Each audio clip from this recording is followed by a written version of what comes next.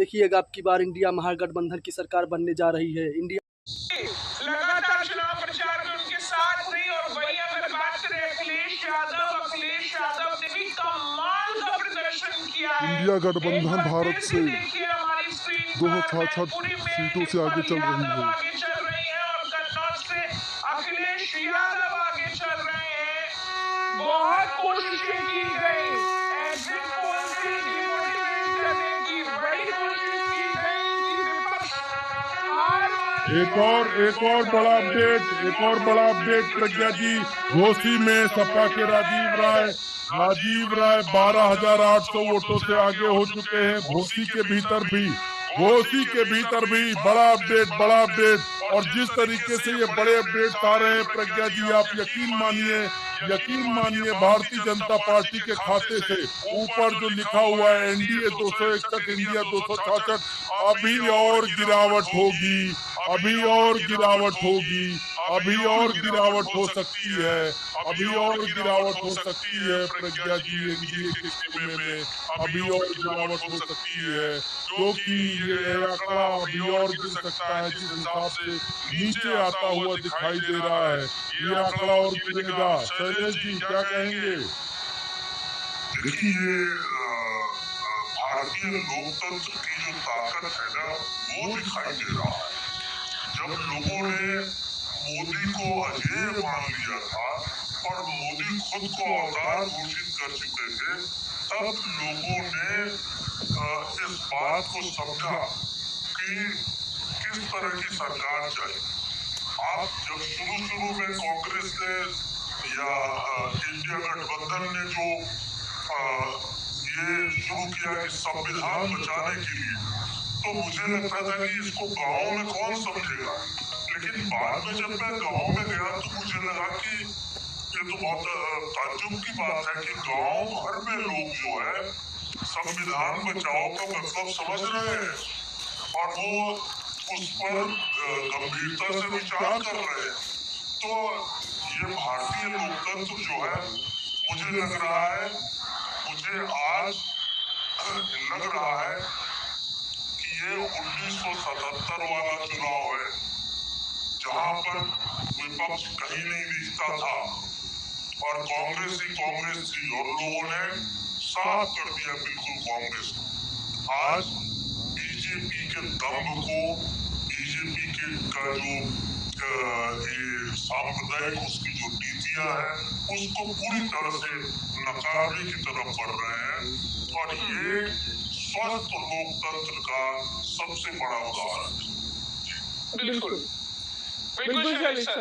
एक चीज हम ये भी देख पा रहे हैं कि एग्जिट पोल से बिल्कुल आंकड़े अलग निकले। मैं प्रज्ञा जी बातचीत करते हुए एक चीज पलट गई। बातचीत करते हुए कोई देख नहीं पाया, चीज पलट गई। एनडीए 34 पहुंच गया उत्तर प्रदेश में, इंडिया 45 पहुंच गया। देखिए बातचीत करते हुए कर्सर चल रहा है, इधर अपडेट हो रहे बहुत तेजी से। ये अलार्म भी दूसरी तरफ बच गया। अलार्म पे क्या रहा? अलीगढ़ में सपा के विजेंद्र सिंह 14,000 वोटों से आगे हो चुके हैं। अलीगढ़ विजेंद्र सिंह, ये वो हुआ करते थे पत्रकार एक समय, विजेंद्र जी, इनका चैनल हुआ करता था एक समय। आगे है ये 14,000 वोटों से, अलीगढ़ में 14,000 वोटों से आगे चल रहे हैं। इंडिया गठबंधन के प्रत्याशी हैं। जी सर, क्या कह रहे थे? कुछ कह रहे थे क्या? आपकी बात करती क्या? सर मैं ये पूछ रहा था, एक चीज और है हमारे साथ महंत शुभम गिरी जी महाराज हैं। शुभम गिरी जी महाराज वो हैं जिन्होंने परसों उल्टा चश्मा यूसी पर एक भविष्यवाणी की थी। वैसे तो हम भविष्यवाणियां कराते नहीं हैं, बचते हैं इन सब चीजों से, लेकिन शुभम गिरी जी महाराज का एक आग्रह था कि हम आपके चैनल पर कुछ कहना चाहते हैं। हमने कहा महाराज हम भविष्यवाणियां नहीं चलाते हैं। इन्होंने कहा हम भविष्यवाणी नहीं करते हैं, लेकिन हम एक बात कहना चाहते हैं कि भारतीय जनता पार्टी को स्पष्ट बहुमत नहीं मिलेगा। हम ये कहना चाहते हैं। हमने कहा कह लीजिए महाराज जी। जो भी दर्शक देख रहे हैं उल्टा चश्मा यूसी की सत्यता सच्चाई को अगर परखना चाहते हैं तो वो पीछे जाएं। शुभम गिरी जी महाराज का परसों का वीडियो है, पड़ा हुआ है। अक्षरशः जो इन्होंने कहा था वो होता हुआ दिख रहा है। इन्होंने कहा था कि मैं ये देख रहा हूँ कि इस बार एक उप प्रधानमंत्री बनेगा। ऐसी मेरी भविष्यवाणी नहीं की थी। इन्होंने कहा था कि एक उप प्रधानमंत्री बनेगा देश में। दूसरा ये देख रहा हूँ कि नरेंद्र मोदी बहुत कमजोर होंगे और संभव है कि नहीं भी होंगे और संभव है कि बहुत। ये भविष्यवाणी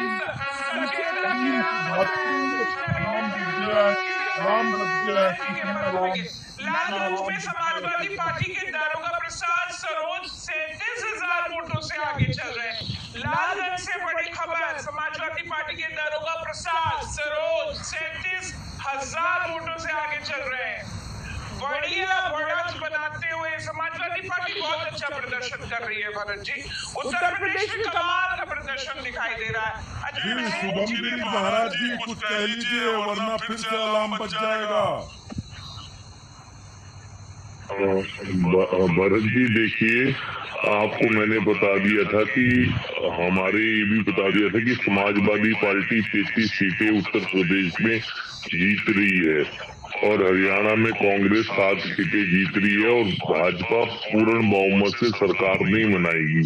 ये मैंने आपको कह दिया था आपके चैनल के माध्यम से। आज कितने भी जो देश के चैनल है उन्होंने मुझे आज बुलाया नहीं, किसी ने फोन नहीं किया कि आप आइए और हमारे साथ परिचर्चा कीजिए, क्योंकि हमने पहले ही आपके चैनल में भविष्यवाणी कर दी कि भाजपा की 220 सीटें आएगी, बाकी गठजोड़ से ही सरकार बनेगी। उसका कल प्रत्यक्ष परिणाम निकलेगा। क्या पता कि नीतीश कुमार जी उप प्रधानमंत्री ना बन जाए, क्या पता ममता बनर्जी ना उप प्रधानमंत्री ना बन जाए। अलार्म बज गया है, सूचना अलार्म कह रहा है मछली शहर में सपा की प्रिया सरोज 23,000 वोटों से आगे हैं।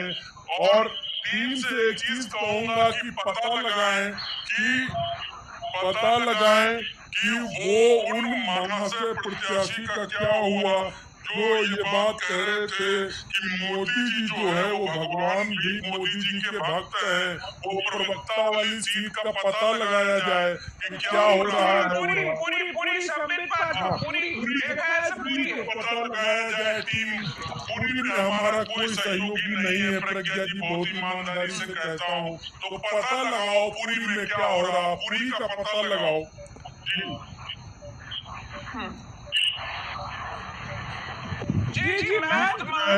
बताइए महंत जी, आप बताइए, आपकी बात कट गई थी। और हरियाणा में भी चुनाव कांटे की टक्कर का हो रहा है, लेकिन हरियाणा में भी कांग्रेस एक तरफा जीत रही है, पंजाब में जीत रही है और आपको राजस्थान का भी देखिए आश्चर्यजनक हो गया और कर्नाटका का भी देखा 12 सीटें कांग्रेस या 13 सीटें कांग्रेस जीत जाएगी।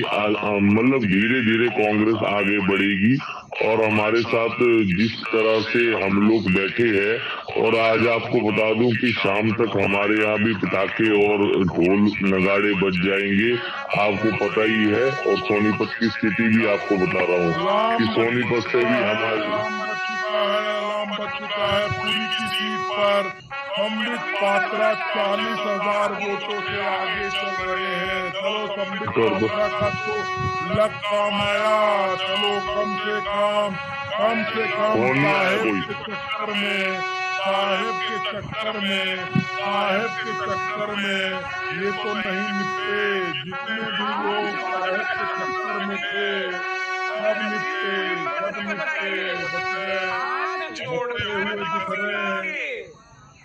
बचते हुए दिख रहे हैं। आगे क्या होगा भगवान मालिक है। हाथ आप सुनते नहीं है, ये बड़ी गलत आदत है आपकी। हाथ जोड़कर माफी मांगे थे संबित पात्रा। ये तो देखिए जहां एक दौर में सब परमात्मा को परमात्मा मान रहे थे, संबित पात्रा ने तो हाथ जोड़कर माफी मांगी कि माफ कीजिए, भगवान जगन्नाथ जी भक्त नहीं है नरेंद्र मोदी जी की, मेरे मुंह से निकल गई थी। ये भी देखिए, इसीलिए पूरी की सीट पर फिर भी लोगों ने कुछ विश्वास जता दिया होगा। माफी मांग लेने वाले लोग तो फिर भी आगे बढ़ गए, लेकिन यहाँ पर देखिए जो लगातार हवा बनाने की कोशिश कर रहे थे, निरहुआ तो न जाने कौन सी हवा में थे, उनको हम देख रहे हैं कि कितना पीछे चल रहे हैं, जबरदस्त टक्कर, जबरदस्त हारते हुए दिखाई दे रहे हैं। हमारी टैली एक बार दोबारा से मुझे लग रहा है दर्शकों को बता देनी चाहिए, एनडीए तो संतकबीरनगर में प्रवीण निषाद 60,000 वोटों से पीछे। बाप रे बाप, ये भी एक मंत्री के बेटे हैं, संत कबीर नगर में। ये भी एक मंत्री के बेटे हैं, संजय निषाद के बेटे हैं। संजय निषाद उत्तर प्रदेश की सरकार में मत्स्य पालन मंत्री हैं और उनके बेटे हैं प्रवीण निषाद, जो 60,000 वोटों से पीछे है संत कबीर नगर से। और इनकी पार्टी है निषाद पार्टी, भारतीय जनता पार्टी के साथ उत्तर प्रदेश में गठबंधन में है, लेकिन भारतीय जनता पार्टी की पनौती से ये भी बच नहीं पाए। 60,000, हालांकि इन लोगों की छवि अच्छी है। ये प्रवीण निषाद, इनके पिताजी संजय निषाद, इन लोगों की छवि निषाद समाज में, पिछड़े समाज में ठीक है, लेकिन क्या है कि ये छतरी के नीचे भारतीय जनता पार्टी के, और वो जो छाया पड़ी वो इनको भी मिल गई। वो लग रहा है अभी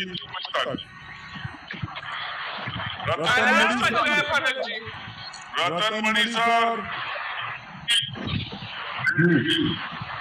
देश के रुझान दो शब्द कहिए। मेरा नाम